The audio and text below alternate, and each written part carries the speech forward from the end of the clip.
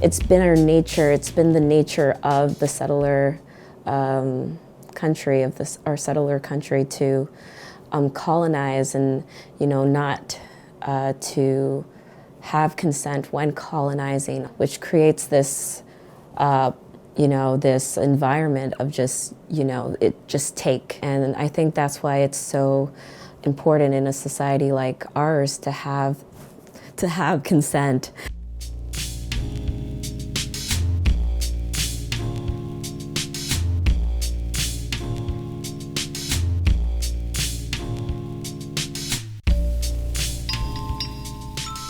In a country like Canada, we have so many cultures, and we cannot just basically assume other people's boundaries. So that's why I think consent is really important in this context. Some challenges I faced as an international student. I came to Canada only 2 years ago, and I don't really know about what the norm is here. So first, when I came here, I feel like I don't know where other people's boundaries are. And also, I wish other people would ask me before they probably shake my hands or hug me, because especially for hugging, it's not what I do. Basically, it's not what I'm very comfortable with. So if they ask before they actually do it, it will make me feel like my culture is respected. That's a very good point. And also, it's just for me as a Black woman, Black women are seen as very sexual and quite approachable. And because of that, people feel that they can give us hugs. And there's also a lot of just not asking for consent and just going for it.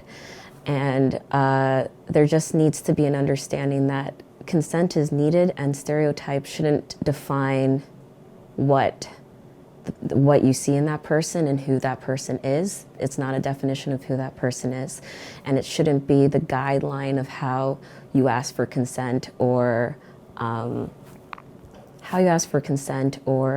whether you ask for consent.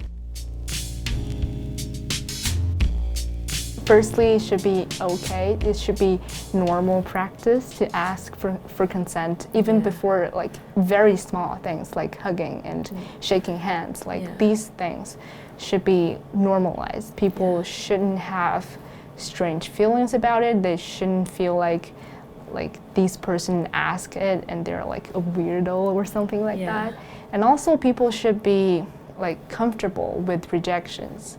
They don't feel so hurted deep down if they get rejected, and they should know that rejection means rejection. And that it's okay to feel those feelings, and there's also a space provided for those feelings. Every person deserves consent. We cannot assume they need consent or they don't need consent just because of their race or just because of their gender, just because of their identity.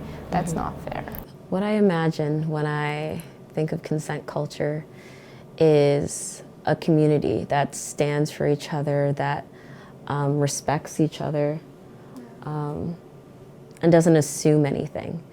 And it just becomes a practice of asking, a practice of accepting.